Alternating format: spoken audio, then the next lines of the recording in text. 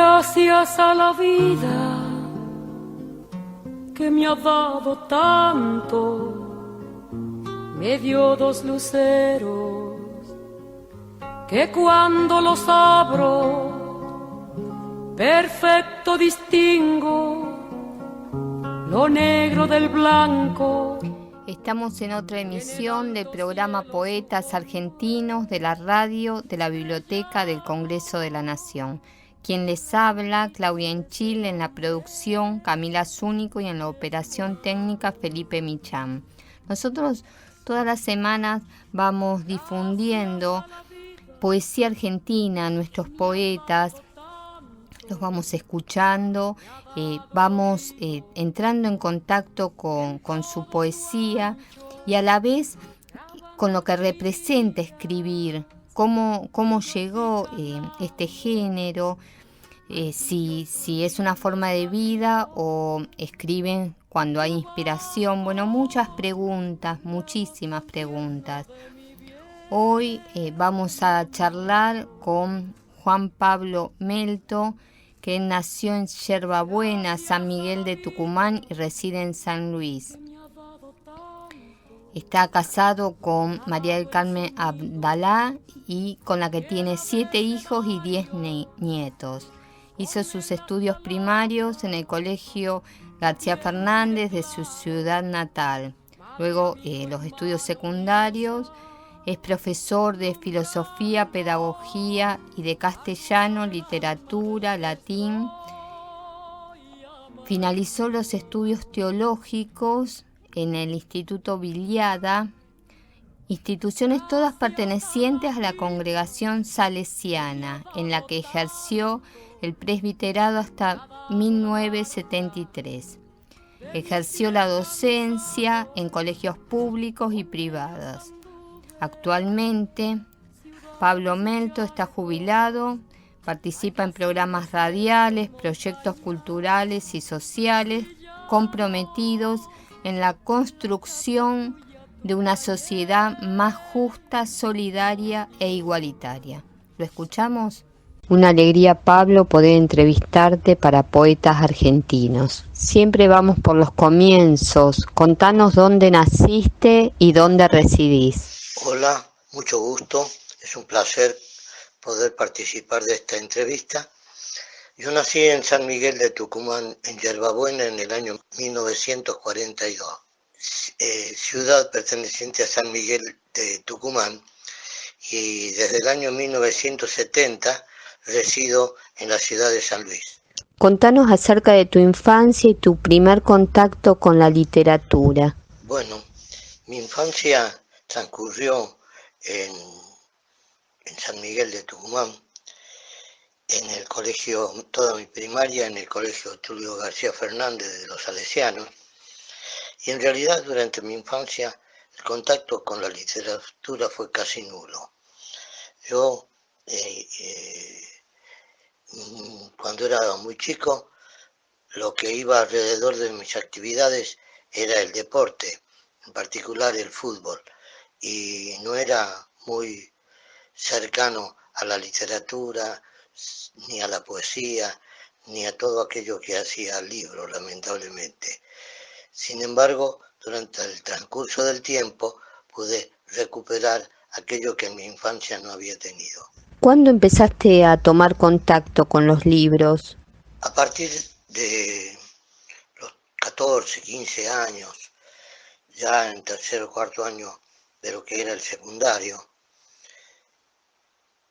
me entusiasmé para leer bastantes textos de tipo de formación de adolescente y de más bien de formación cultural, no así libros propiamente de la literatura, excepto aquellos que nos pedían en la secundaria. Recién a los 18, 19 años ya estaba haciendo el profesorado de literatura, entonces comencé a tener un contacto más directo con libros estrictamente llamados literarios. Sin embargo, tengo que confesar que durante toda mi infancia, mi adolescencia y hasta mi juventud, no era muy acceso a los libros de literatura propiamente dicho, sino a los libros de formación filosófica, pedagógica, por cuanto estábamos dedicados o preparándonos para la formación docente. Y cuando empezaste a leer libros así de literatura, ¿qué autores te cautivaron? ¿Qué autores te marcaron? Durante los estudios del profesorado de literatura, lo que más me cautivaron fueron los del teatro español, los orígenes del teatro popular, en particular la época del Renacimiento y del Barroco, pero fundamentalmente autores que estaban relacionados con el teatro, que era una de las actividades que más me gustaba. En ese caso, autores como Calderón de la Barca o como López de Vega, los grandes comediantes de los siglos de oro en la literatura española, que era la que más estudiábamos. Lamentablemente, en nuestra formación, la literatura latinoamericana y europea no tuvo tanta fuerza como tuvo la literatura española. Y además, más que hacer literatura, estudiábamos historia de la literatura. Entonces, era más lo que se leía de lo que se decía de los autores que a los propios autores. Lo digo lamentablemente porque recién cuando comencé a dar clases me di cuenta que la literatura no era historia de la literatura, sino era más importante acceder a los autores más contemporáneos. Y recién en ese momento pude acceder más directamente a los textos de los autores del boom latinoamericano.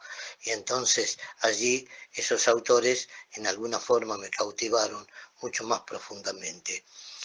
Y en realidad mucho tiempo después, casi mi segunda acción docente, aprendí más dando clase, leyendo a los autores contemporáneos mientras daba la literatura en la escuela que en mi propia formación. Es en alguna forma lamentable, pero es una experiencia muy interesante como crítica al sistema educativo, que siempre se concentra más en la historia del pasado de la literatura que en los contemporáneos. Y dentro de la historia, aquellos que son los llamados canónicos, o sea, aquellos sobre los cuales no se podía dejar de leer, y no los contemporáneos. El contexto en el cual yo me formé también en el profesorado era un contexto de la congregación salesiana en plena estudio de filosofía y luego de teología, y entonces había autores a los cuales prácticamente no teníamos acceso. Solamente pude llegar a ellos, como dije recién, luego, con posterioridad, cuando comencé a dar clase y tenía que dar a los autores, entonces entré directamente en contacto con sus obras. Y eso sí, allí pude disfrutar muchísimo más. Pero si tuviera que decir que a mí hubo autores que me marcaron, no tengo conciencia. Sí, me ha gustado muy mucho los orígenes de la literatura gauchesca, de la literatura popular y de todo, y en particular la literatura que estaba en relación con la música folclórica, por ejemplo, todo lo que es la poesía que está detrás de todas las letras del cancionero popular. El sistema educativo, ¿qué lugar le da a la poesía? En realidad el sistema educativo le da muy poco o casi ningún lugar a la poesía creadora. En general, a toda creación literaria le da muy poco lugar. Más lugar le da en la primera infancia, en donde están, diremos, el jardín de infantes y la primaria de los primeros años, a donde la poesía es como un elemento de diversión y de danza, y que se la utiliza para hacer cantar o para hacer recitar a los niños.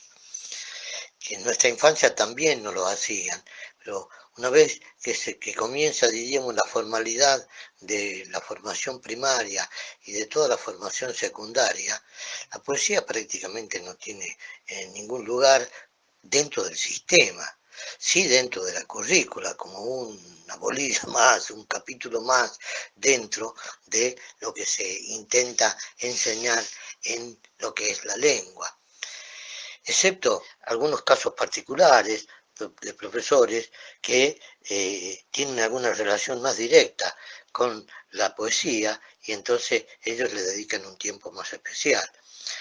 En mi caso, yo instituí en alguna forma una especie de obligación en los alumnos míos cuando daba clase, que era tener un cuadernito a donde durante la semana había una hora por semana que yo le dedicaba el módulo entero, la mitad del módulo era para leer literatura contemporánea o literatura que los alumnos quisieran y llevaran o que buscaran en la biblioteca, y la otra el otro medio módulo, que era 40 minutos, era escribir a través de consignas.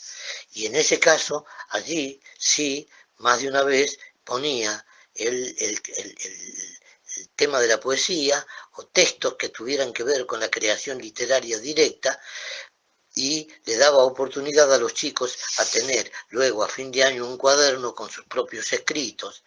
Hasta había en un momento la idea de poderlo editar, nunca lo hemos hecho, pero durante muchos años todos los egresados de mis cursos salían con un cuadernito donde tenían sus escritos de creación a partir de consignas, algunas consignas bastante estrictas para aplicarse y otras con mayor libertad.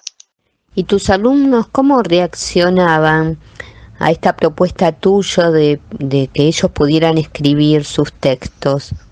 En la mayoría de los casos, la reacción era totalmente positiva. O sea, ellos esperaban ese módulo de lectura y de escritura semanal, más aún que los otros módulos, porque se creaba un ámbito de libertad y al mismo tiempo, como después se leían los textos que cada uno de los chicos iban escribiendo, bueno, a partir de allí la reacción era mayoritariamente positiva. Y para mí mismo fue una gran enseñanza, y lamento mucho no haber podido tener todos los cuadernos guardados para poder hacer algún trabajo al respecto con ellos, porque surgieron textos con mucha creatividad. Y algunas de las consignas dadas eran consignas así de tipo taller, que tenían su dificultad y que no parecía que se podían hacer en 20 minutos, media hora o aún en los 40 minutos. Sin embargo, muchísimas veces se encontraba que había alumnos, no solamente uno o dos, sino varios, que entusiasmados escribían abundantemente esos cuadernitos. Yo me jubilé ya hace más de 11 años y todavía en la actualidad me encuentro con los alumnos que me dicen: tengo el cuaderno guardado de los textos que usted nos hacía escribir. Y esto para mí es una de las grandes satisfacciones que tuve en la docencia, porque más de uno de esos chicos seguramente en algún momento van a poder releer eso, si es que no han seguido escribiendo, cosa que yo desconozco, probablemente lo hagan, y evidentemente la escritura es un encuentro con el mundo real, de tal manera que permite mirar al mundo de diversa manera y mirarlo con mayor profundidad, más en los momentos de actualidad donde hay tanta confusión. Cuando uno relee lo que ha escrito, a veces muchos años atrás, ve cómo fue evolucionando el mundo y al mismo tiempo cómo hay problemas vitales en el mundo que siguen permanentemente vigentes en nuestra vida diaria. Pablo, ¿vos fuiste sacerdote? Sí, yo hice todo el seminario menor, la filosofía, la teología, me ordené de sacerdote en el año 1970 y luego a partir del año 1973, pedí lo que se llamaba en ese momento reducción al Estado laical, porque el concepto que veníamos trabajando desde hace mucho tiempo en lo que era el sacerdocio, comenzaba a verse que era imposible de ser realizado. Teníamos una idea de un sacerdocio abierto al mundo de una manera tan profunda como lo había hecho el Vaticano II, y a partir del año 72, 71, 73, que parecía que esto iba a haber un gran proceso de transformación, bueno, vino una avalancha ideológica hacia atrás de conservadurismo en el aspecto religioso, lo que me llevó a tener conflictos con las autoridades que tenía yo acá, a donde estaba radicado, y decidí quedarme en el lugar donde yo tenía mi compromiso social, religioso y político con mi comunidad, y hacer la vida de sacerdocio laico, que es una concepción que ahora parece muy rara, pero que cada vez se está haciendo más necesaria. O sea, un sacerdocio que esté mucho más injertado en todo lo que es el mundo y no aislado de toda la problemática que tiene el mundo y la vida de todas las personas. Vos fuiste profesor, sacerdote, y contanos cómo apareció la poesía, cómo y cuándo empezaste a escribir poesía. Durante mis años de formación no escribí nunca nada, ni poesía, ni ningún tipo de otro texto.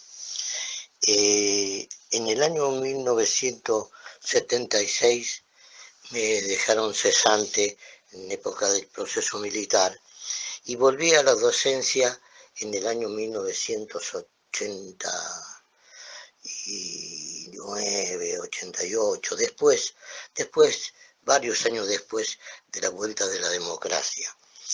Y al volver a la escuela, comenzaron uno siempre en esos actos escolares, los directivos nos hacían organizar los actos y hacer el discurso.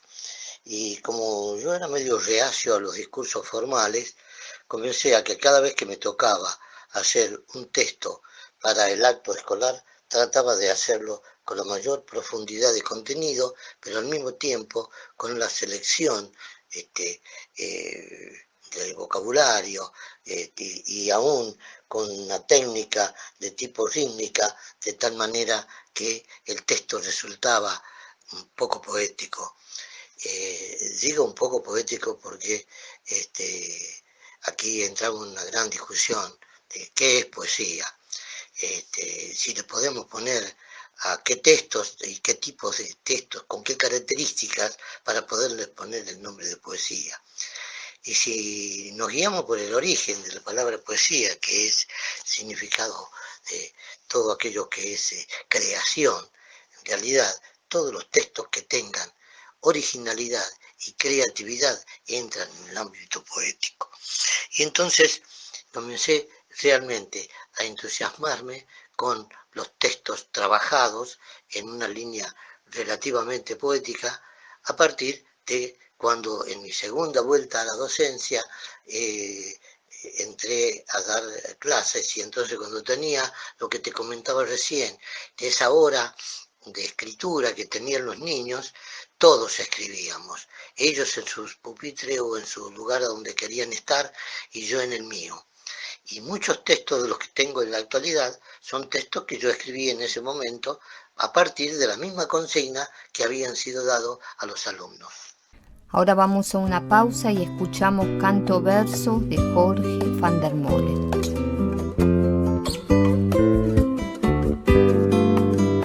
Si pienso en algo para decir, si pienso en alguien por quien vivir, si casi nada se tiene en pie y este segundo ya se nos fue, si en la mirada dura un fulgor atravesando tanto dolor amor. Yo canto versos de mi sentir y los condeno a sobrevivir.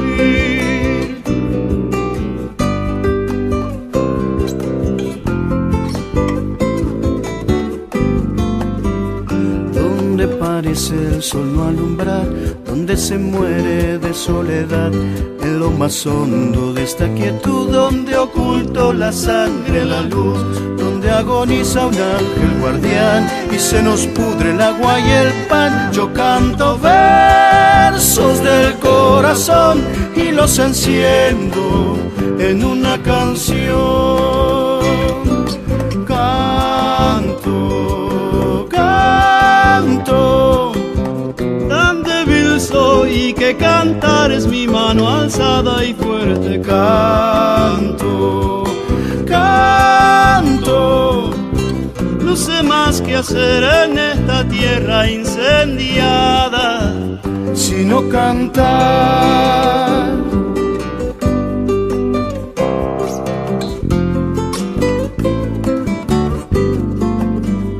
En lo invisible de una ciudad, donde se ocultan odio y verdad, donde las bocas de un nene gris corren sonámbulas detrás de mí. La infortunada noche que un Dios arrepentido nos olvidó. Yo canto versos de furia y fe pa' que me ayuden a estar de pie. Canto, canto, tan débil soy que cantar es mi mano alzada y fuerte. Canto, canto, no sé más que hacer en esta tierra incendiada, sino cantar. Canto, canto, tan débil soy que cantar es mi mano alzada y fuerte. Canto, canto, ¿qué más hacer con palabras deshabitadas sino cantar?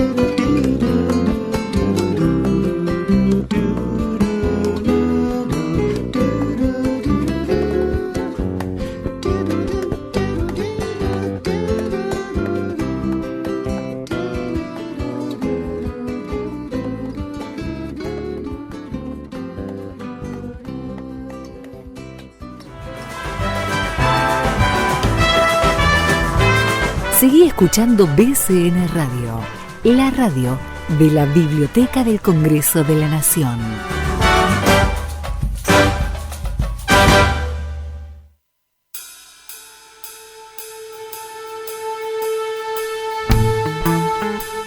Todos los jueves a las 20 horas te esperamos en Ecos de Celuloide, un programa que pretende difundir el arte cinematográfico y mucho más aún contagiar su profundo amor al cine. Te esperamos todos los jueves a las 20 horas en Ecos de Celuloide.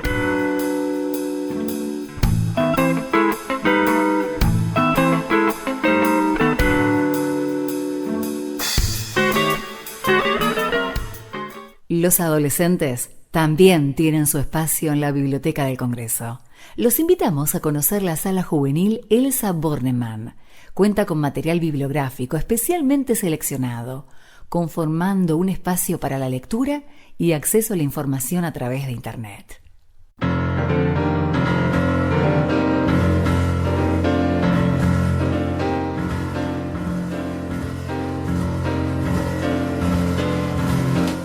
Hola, soy Andrés Monserrat. Los invito a compartir el mejor jazz de Argentina y del mundo.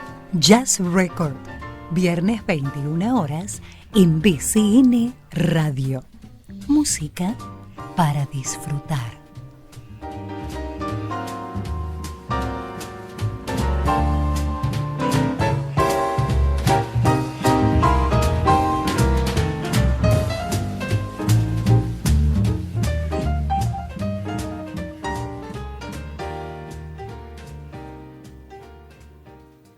La Biblioteca del Congreso, en sus distintas salas, brinda al público obras, publicaciones periódicas, documentos de organismos internacionales, mapas, material audiovisual, ediciones infanto-juveniles y acceso libre a Internet. Seguí en BCN Radio.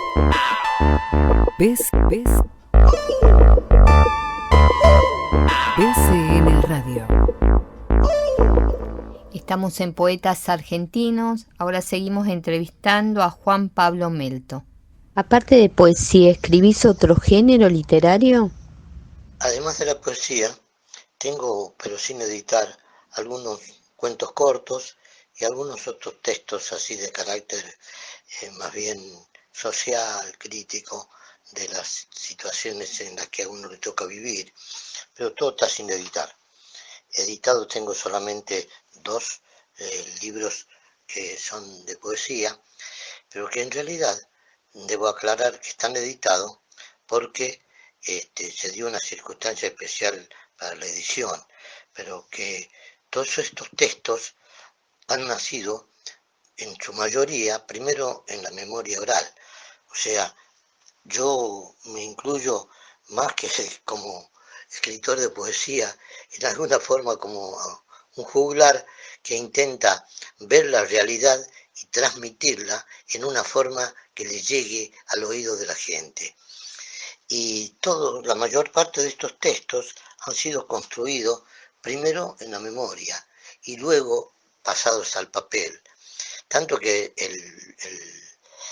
la primera exposición de estos textos fue oral, fue por vía oral. Hicimos un recitado con una muestra de escultura y cuando la exposición consistió justamente en recitar unos 18, 20 textos que en algún momento también estaban acompañados no directamente en el texto, sino en los intervalos con alguna música. Y era más un espectáculo de carácter oral. La poesía que yo tengo ahora escrita y editada, que son 2 libros, todos han tenido primero su exhibición oral, o sea, son textos que han sido recitados antes de ser escritos y antes de ser editados. El primer recital tuve oportunidad de hacerlo acá en San Luis, y cuando terminó el recital la gente pedía el libro, pedía llevarse algo, y no había nada, no había ni grabado ni escrito. Entonces surgió la necesidad de editar el primer libro, que se llamó Palabra Peregrina, y que como ese espectáculo lo habíamos hecho con la exposición de esculturas, se hizo con textos y fotocromías de esculturas de un hijo mío que se llama Julio, y que seleccionó 10 o 12 fotocromías que están como ilustrando el libro, y entonces así surgió la primera edición, o la única edición que tiene este libro. El segundo es también una recopilación de la mayor parte de textos recitados en las escuelas o en los actos, en particular, por ejemplo, los actos del Día de la Memoria. Segundo se llama Ecos de la Memoria. Muchísimos de los textos esos tienen que ver con la memoria colectiva y muchos de ellos con la memoria individual.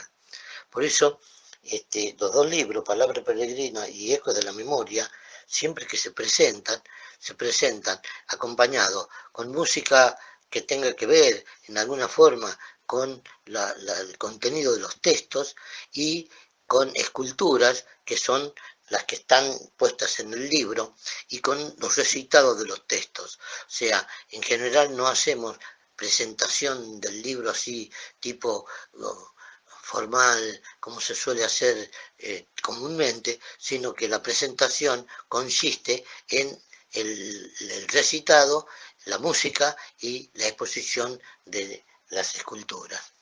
¿Qué representa la oralidad para vos? La oralidad para mí representa la recuperación del valor de la palabra humana como aquello característico del ser interior, de lo que somos como personas. La palabra es aquello que viene a encarnar, diríamos, lo que es toda la interioridad de la persona humana. Por eso yo creo que la oralidad es, primero, mucho más antigua que la escritura, porque oralidad han tenido todos los seres humanos, mientras que hay muchas culturas que no tienen escritura todavía en la actualidad. O sea, la recuperación de la oralidad es la recuperación de la profundidad de la palabra. Y en la literatura, la palabra es el instrumento que nos lleva a expresar todo aquello que nosotros sentimos o que pensamos. En el caso de la poesía, sobre todo lo que más que de lo que pensamos, lo que sentimos. Y entonces cuando a través de la poesía nosotros sacamos lo que tenemos adentro y lo colocamos en palabra, es una forma de comunicación profunda, ni mejor ni peor, es una de las formas de comunicación que tiene el ser humano. Y el rescate de la oralidad es el rescate de todas las vivencias que tuvieron todas las culturas. Lo que pasa es que nosotros hemos sido formados a través de lo que llamamos la cultura occidental cristiana, una cultura, en el caso nuestro, muy europeizante, pero si vemos nuestros pueblos originarios, la palabra para el pueblo originario es prácticamente la reconstrucción de todo lo que los pueblos van viviendo permanentemente, y más de una vez en la palabra quedan grabados todos los sufrimientos, las alegrías y todo lo que el pueblo ha ido viviendo en su evolución o en su construcción cultural. ¿Y la memoria y su relación con la poesía, con el acto poético? Bueno, la memoria en su relación con el acto poético me parece que están totalmente entretejidos. De hecho, la memoria de los pueblos quedó muchas veces tejido en símbolos, en telas o en otro formato, reconstruyendo aquello que una vez ha pasado y que la memoria colectiva quiere que no pase más. O sea, muchos pueblos tuvieron momentos históricos terribles en los cuales la vida no era considerada, y cuando el acto poético lo pudo a eso transformar en palabra, lo entretejió y lo dejó algunas veces en un texto de tipo pintura y otras veces en un canto y muchísimas otras veces también en textos orales de la cultura popular, anónimos, que teóricamente no se sabe en qué momento se hizo o con qué intención se hizo, pero que evidentemente reflejan la situación trágica vivida por el pueblo y reconstruida por la memoria para que no vuelva a ocurrir, no simplemente como traer algo del pasado al presente, sino como una forma de denunciar para que nunca más ocurra.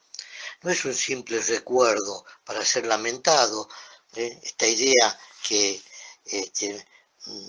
muchísimas veces la hemos escuchado, no termina de grabarse en nosotros. Pero en realidad, cada vez que hacemos memoria colectiva, memoria de los pueblos, la hacemos para que no vuelva a repetirse, no para llorarla o para angustiarnos con ella. Por eso, las canciones populares, los textos, los elementos pictóricos que existen en muchas culturas.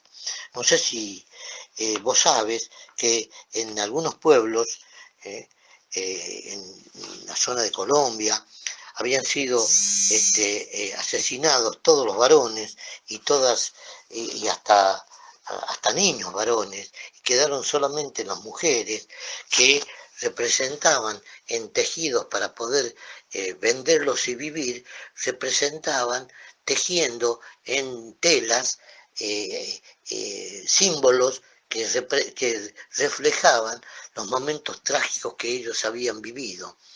En alguna forma, si uno relee en los pueblos originarios una cantidad de expresiones culturales simbólicas y que quedaron para la posteridad en diversas formas, en la literatura, en los dibujos, en los tejidos, vemos que son reflejos de la memoria.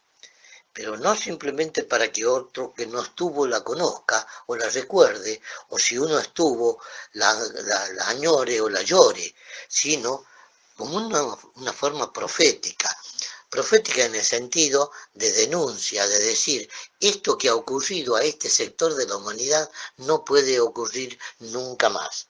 O sea, que si tuviéramos que sintetizarlo en una palabra bastante nuestra, la relación de la memoria y el texto poético es una expresión poética semejante a un nunca más. ¿Nos podéis leer textos tuyos? Sí, con mucho gusto. Balada de un militante para un represor. Yo puedo mirarte con mis ojos limpios, sin mancha de sangre ni tortura. Intentarlo siquiera tú no puedes. Una nube rojiza perturba tu mirada. Mis pezones hieren tus pupilas como el filo de las dos picanas. Me llevarás contigo eternamente. Yo seré tu memoria y tu tortura. ¿Y tú? El olvido. Podrá leerse en mi sepulcro este epitafio. Aquí yace un compañero, para algunos quizás un subversivo. Murió soñando quimeras y utopías en vez de vivir sin haber estado vivo.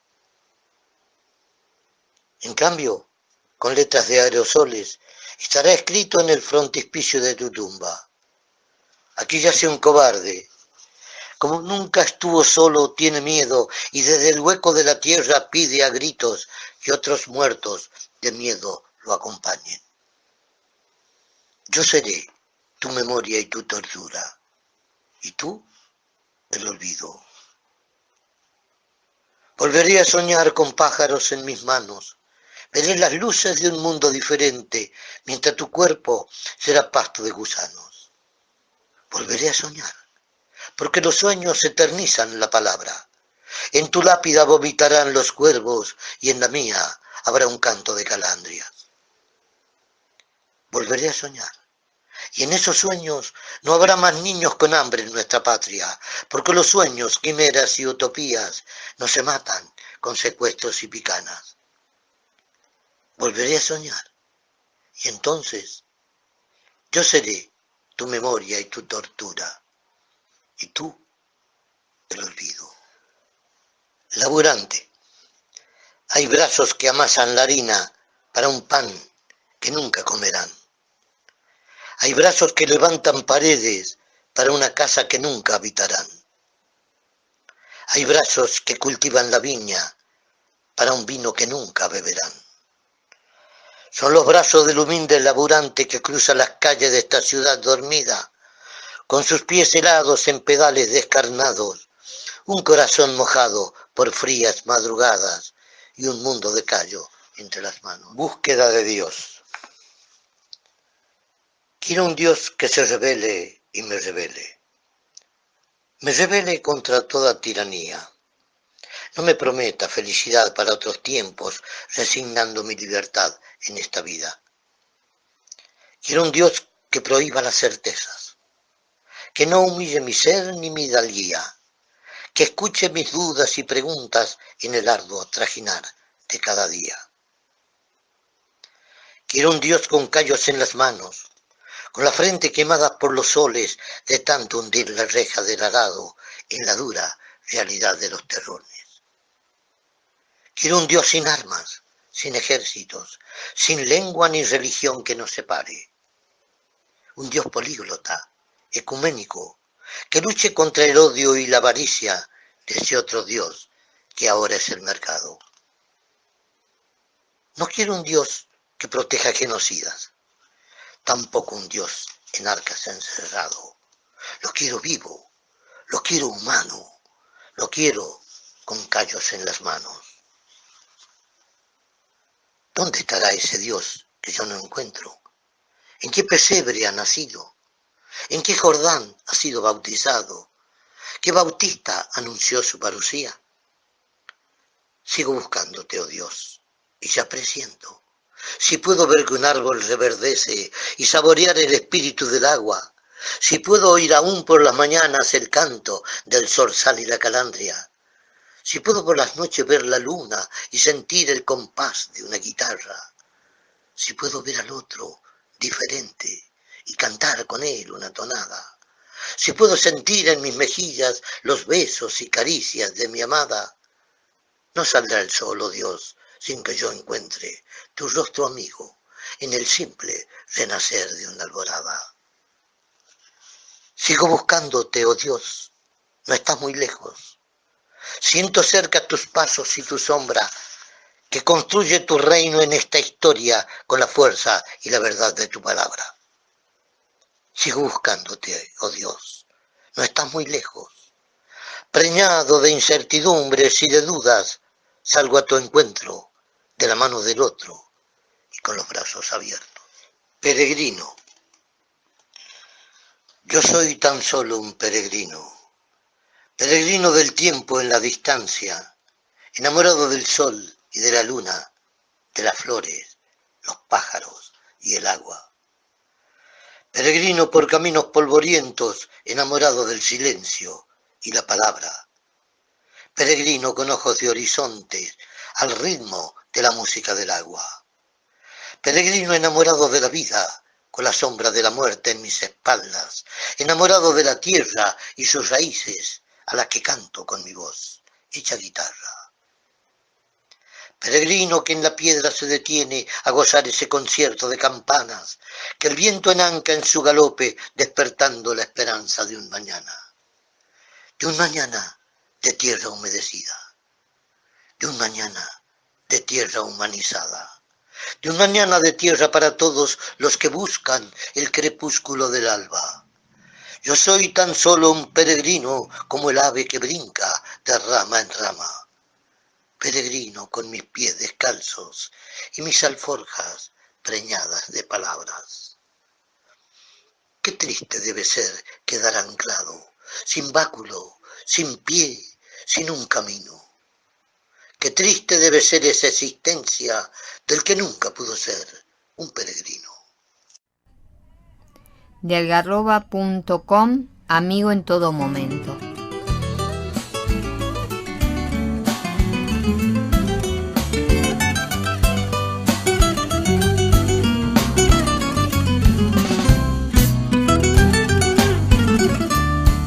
El arroyo manso de mi corazón arrastra estas rimas que hoy traigo hacia vos, porque sos tonada que corre en mis venas, que enriquece el alma y alivia mis penas, porque sos amigo en todo momento y te llevo siempre en mi pensamiento.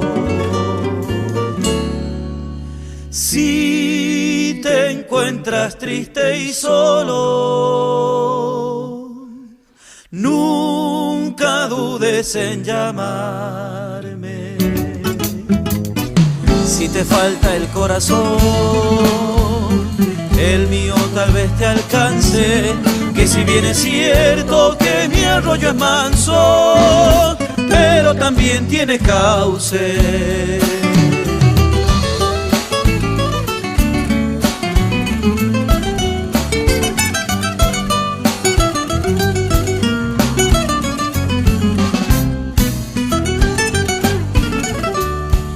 Hoy tengo la dicha de poder cantarte y poder brindarte lo que hay en mi ser.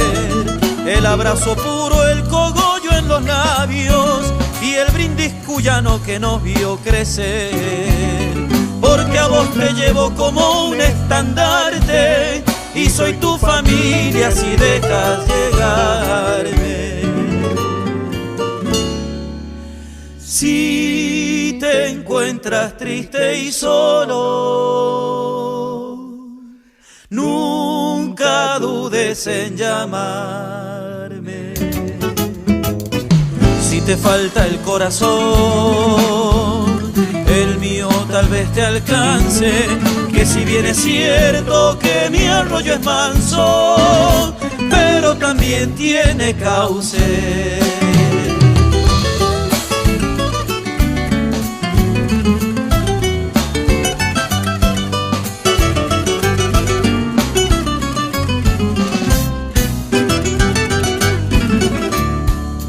Contento y dichoso me siento, mi amigo, creo haber cumplido con mi corazón.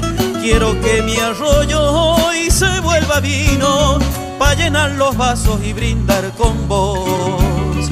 Ya yo bastías cantando te decimos que en todo momento somos tus amigos. Si te encuentras triste y solo, nunca dudes en llamarme. Si te falta el corazón, el mío tal vez te alcance, que si bien es cierto que mi arroyo es manso, pero también tiene cauce.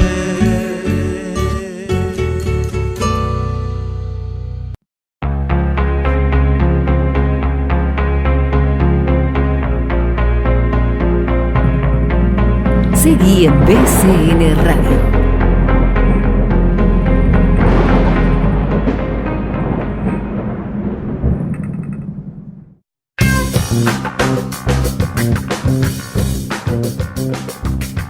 Modo legislativo. Todos los jueves de 16 a 17:30 horas. Por BCN Radio.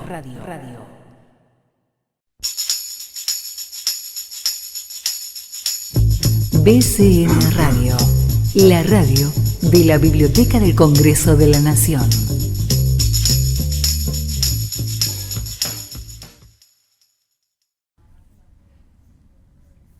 Estás escuchando Poetas Argentinos de la radio de la Biblioteca del Congreso de la Nación.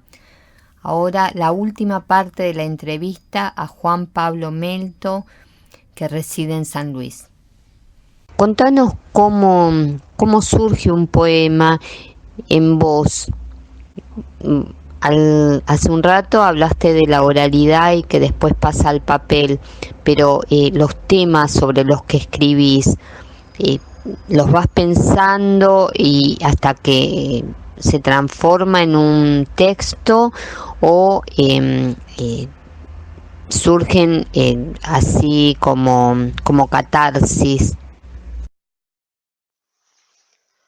La mayor parte de los textos han surgido a partir de la observación de un hecho, de un acontecimiento impactante que en alguna forma toca el sentimiento.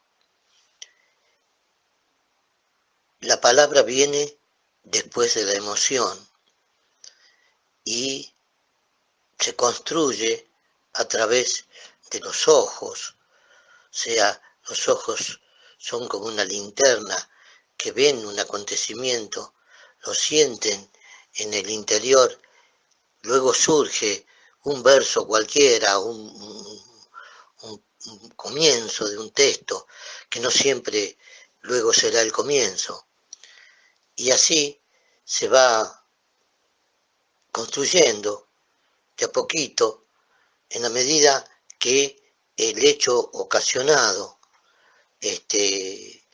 impactó primero en mí. Casi todos los textos, tanto los que acabo de poner arriba como otros, surgen por pequeños, o algunas veces no tan pequeños, acontecimientos que suceden diariamente en algún lugar, en algún momento de la vida de uno, o que uno ve mientras pasa haciendo cualquier gestión, y entonces surge una palabra, o una frase, o un texto a partir del cual luego se va construyendo diversas partes que no siempre quedan en el mismo orden. Llega un momento en que esos diversos textos construidos en la memoria se enlazan, se tejen entre sí y luego resulta el texto oral completo. Cuando parece que está terminado, se relee, se rememora, se repite. O sea, la repitencia no se da después que está escrito para estudiarlo de memoria, sino que primero está en la memoria y en la medida que uno lo va repitiendo, si surge alguna característica que por sonoridad o por sensibilidad de la palabra hace falta colocarla en otro lugar, es una construcción que se asemeja muy mucho al tejido. Se tejen partes y luego las partes se construyen hasta llegar a un momento en que queda totalmente impreso en la memoria. En ese momento lo paso a un papel, queda a veces mucho tiempo en el papel, lo sigo masticando en la memoria y bueno, llega un momento en que se organizan con otros textos y se editan. ¿Cómo ves el panorama poético en San Luis? En este momento hay un gran movimiento de poesía de todo tipo. Hay muchos grupos, sobre todo de jóvenes, en particular varones, mujeres, grupos que se reúnen permanentemente a leer lo que escriben. Hace mucho tiempo que no se veía tanto movimiento en la actualidad en San Luis en el aspecto poético. Hay prácticamente todas las semanas, no es el jueves, el viernes, en diversos lugares, jóvenes que convocan con presentaciones de pequeños libros, de libros hechos en forma muy casera. En este momento, por ejemplo, en el Centro Cultural La Vía, que es un centro cultural dependiente de la municipalidad, hay un grupo de jóvenes muy activos que trabajan y que todos los viernes hacen ediciones, presentaciones de libros caseros y allí recitales de poesía, lecturas, que se combina también con música. Sobre eso, además de este grupo, hay otros, por lo menos en este momento, me vienen en la memoria por lo menos 3 o 4 más. Hay un grupo con el cual estoy muy conectado, que es el de la revista El Viento, de un amigo que se llama Luis Vilches, que convoca permanentemente, que también tiene una editorial y que edita así en forma muy económica los jóvenes y no tan jóvenes se van escribiendo. Se van recuperando personas que están a veces escondidas en sus escritos y que aparecen en estos textos, en estos lugares, a recitar sus textos. Además, hay por lo menos 3 o 4 talleres, personas que convocan adultos, jóvenes y hasta niños para escribir no solamente poesía, sino otro tipo de texto. Hay un grupo que está más en Villa Mercedes también, que ahora con los medios de comunicación de esta tecnología están muy comunicados con San Luis y que hacen, por ejemplo, ciencia ficción. Hay un chico, Nahuel Álvarez, que hace ciencia ficción y ya editó 1 o 2 libros y tiene un programa de radio. O sea, hay una movida bastante interesante y digna de ser considerada y de participar.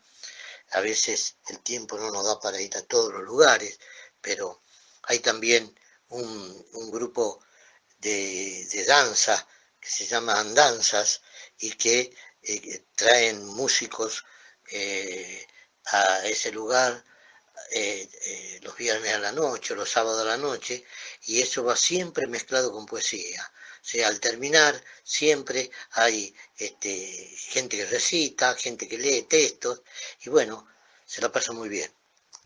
¿Qué ejes son una constante en tu escritura? La problemática social. En realidad, casi todos mis textos surgen a partir de hechos que reflejan injusticia, desigualdad, situaciones de discriminación. Si bien también hay otros textos que hacen a la reflexión de tipo espiritual o de la interioridad de las personas, como es la búsqueda, la actitud ante el sentido de la vida. Pero la mayor parte de las veces el disparador es una situación social, situación de los más débiles, de los más desprotegidos. ¿Podrías vivir sin escribir poesía? Sí, yo creo que sí. Yo no soy un escritor que tenga mucha continuidad. En realidad, no es que sienta la poesía como que si uno no la tiene, no puede vivir. En realidad, sin el sentido profundo de la poesía no se puede vivir. La poesía está en todo lugar, está en el paisaje, está en la cara de la gente. Muchas veces uno se encuentra y se cruza con personas cuyo rostro es todo un poema, no por su belleza, sino por su expresión.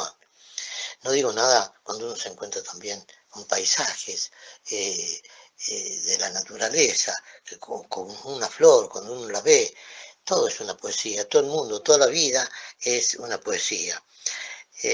Me parece que decir que no podría vivir sin poesía, sin escribir lo que normalmente entendemos por poesía, sería demasiado exagerado para mí. En realidad, he vivido tengo 77 años y la mayor parte de mi vida no he escrito, así que se ve que puedo vivir sin escribir, pero quizás dentro de cada uno de nosotros está siempre abajo, adentro de nosotros, el sentido poético, que es el sentido de descubrir lo hermoso que es la vida, ¿no? Yo creo que en ese sentido nadie puede vivir sin poesía. Pablo, ya culminando la entrevista, defininos con una palabra lo que es la poesía para vos. Sensibilidad. Te agradecemos mucho esta entrevista con poetas argentinos y te mandamos un abrazo.